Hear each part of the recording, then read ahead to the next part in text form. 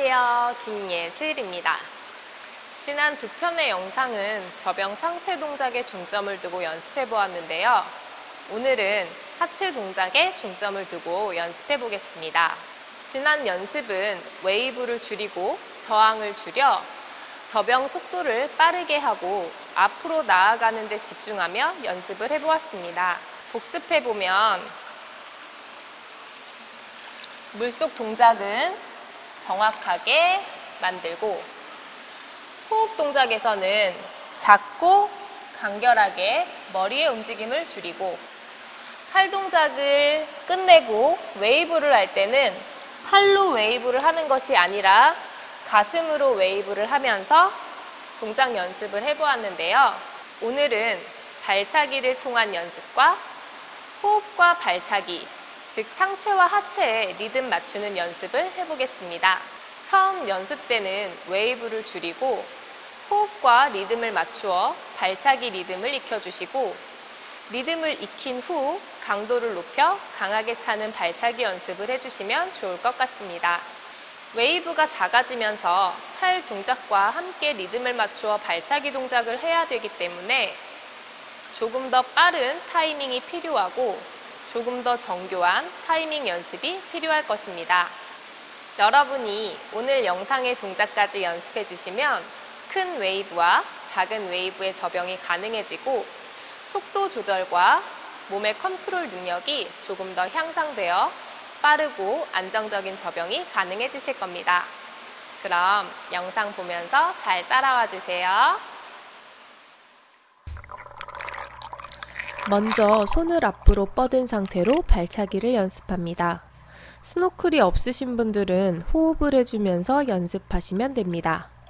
여기서 신경 쓰면서 연습할 부분은 팔의 움직임은 최대한 줄이고 저병 발차기를 연습해 보시는 겁니다. 팔의 움직임이 줄어들면 당연히 머리의 움직임이 많이 줄어들고 웨이브의 폭도 작아지게 될 것입니다. 가슴 밑으로 웨이브를 만들어준다고 생각하시고 몸의 움직임은 부드럽게 만들면서 마지막 발이 물을 눌러줄 때는 강하게 물을 눌러차면서 몸이 앞으로 밀려나간다고 생각하시면 됩니다. 팔과 머리의 움직임을 줄이고 웨이브를 만든다고 하여 상체의 움직임 없이 억지스럽게 엉덩이를 들어준다거나 몸은 움직이지 않고 다리만 접었다가 펴주며 발차기를 차주는 동작은 하지 말아야겠죠? 이번엔 양 팔을 다리 옆에 붙여두고 저병 발차기 연습을 해보겠습니다.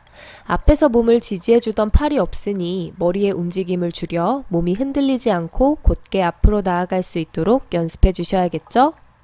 양팔은 힘을 빼고 다리 옆에 살짝 붙여주시고 몸을 부드럽게 움직여주세요. 발차기는 몸을 따라 부드럽게 움직이다가 마지막 물을 눌러줄 때는 끊어지지 않게 강하게 눌러 차주셔야 합니다. 우리는 이 연습을 통해서 작은 웨이브의 저병을 할 때 몸의 움직임과 킥을 강하게 눌러찰 때 몸이 앞으로 나아가는 느낌을 익힐 수 있게 됩니다. 또 한 가지 익히셔야 할 부분은 웨이브를 하면서 알맞은 킥의 타이밍을 찾는 것입니다. 가슴을 눌러주는 동작은 바닥으로만 누른다고 생각하지 마시고 눌러 앞으로 가슴을 밀고 나아간다는 느낌으로 발차기를 차주셔야 앞으로 몸이 잘 밀려나가게 됩니다. 가슴을 누르며 앞으로 나아갈 타이밍에 발차기 동작을 딱 맞게 차준다면 몸은 앞으로 쉽게 잘 나아갈 수 있게 됩니다. 이번엔 호흡과 연결하여 동작을 연습해 보겠습니다. 팔 동작 없이 몸의 웨이브와 발차기 동작으로 몸을 컨트롤하면서 호흡 동작을 하셔야 하므로 호흡 타이밍을 잘 찾아 연습해 주셔야 합니다. 영상을 보시면 머리가 먼저 나아갈 방향의 위치를 잡고 바로 이어 발차기를 하는 걸 볼 수 있습니다. 즉, 입수할 때 머리가 먼저 물에 들어가고 발차기를 차주시고 출수 시에도 머리가 물 밖으로 나아가고 발차기를 차주게 되는 것입니다. 머리와 발차기가 동시에 이루어지게 된다면 가고자 하는 방향으로 충분히 나아가지 못할 뿐더러 발차기의 추진 시 머리가 방향을 동시에 전환하게 되면서 저항이 커져 힘든 수영이 될 수밖에 없겠죠? 발차기를 통해 추진력을 얻어 앞으로 나아갈 수 있기 때문에 머리가 내 몸이 움직일 방향을 먼저 잡은 후 발차기의 추진을 이용해 연습해 보시길 바랍니다. 연습 시 호흡이 잘 안 되시는 분들이 계시다면 몸의 움직임과 킥의 타이밍이 제대로 맞는지 다시 한번 확인하며 동작을 연습해 주세요. 이번엔 팔 물속 동작과 함께 연습해 보겠습니다. 물속 동작은 물이 무겁게 잡히고 밀어줄 수 있도록 정확하고 강하게 한 동작으로 해주시고 몸은 앞으로 나아가는 데 집중하셔야 합니다. 앞에 연습에서 킥과 호흡의 타이밍이 제대로 익혀졌다면 지금 연습에서 호흡이나 킥이 안정적으로 이루어지고 있기 때문에 팔 동작이 추가되면서 안정적인 자세 그대로 앞으로 나아가는 추진력만 커졌다고 볼 수 있습니다. 몸이 앞으로 나아가는 속도가 더 빨라지셨겠죠? 호흡 동작에서 상체가 너무 많이 물 밖으로 나오지 않도록 신경 써주시고 고개만 들어 호흡만 가능할 정도로 머리를 들어주시면 됩니다. 지금 연습은 콤비 동작과 매우 비슷한 자세의 연습이므로 많은 반복 연습을 해주시면 안정되고 빠른 접영 동작을 만드는데 많은 도움이 되실 겁니다. 지금 연습에서 몸이 앞으로 나아가는 느낌을 잘 기억해 주세요. 다음은 물속 동작이나 타이밍을 한 번 더 정확하게 연습해 보려 합니다. 한 스트로크에 4번의 킥을 차면서 연습합니다. 시작 후 2번의 킥은 앞에서 연습했던 물속 팔 동작과 호흡 동작을 생각해 주세요. 그 다음 동작이 끊어지지 않게 양 팔은 다리 옆에 두고 바로 머리를 넣으며 입수킥과 출수킥을 이어나갑니다. 출수킥이 끝나면 다리 옆에 있던 양 팔은 다시 앞으로 돌아오면서 입수킥과 함께 글라이딩 동작을 해주시면 됩니다. 처음에는 박자를 맞추는 것이 어렵게 느껴지실 수 있지만 입수킥과 출수킥을 그동안 연습했던 리듬대로 찾으면서 팔 동작을 넣어 연습하다 보면 익숙해지면서 어렵지 않게 가능해지실 겁니다.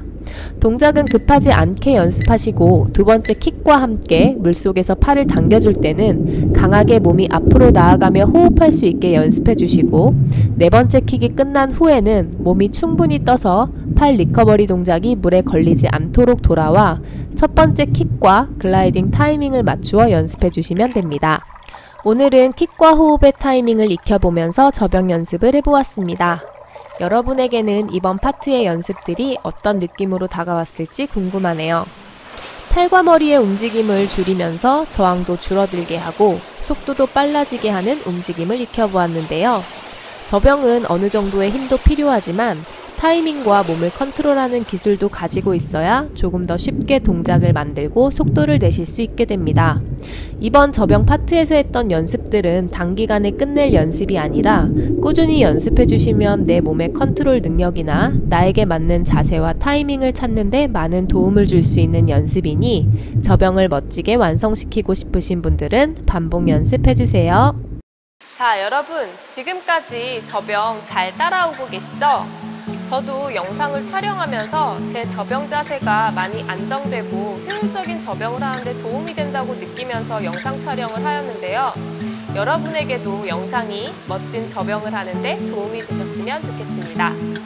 그럼 수영 어렵지 않아요. 즐거운 수영하시고 마지막 접영 4편에서 만나요. 안녕.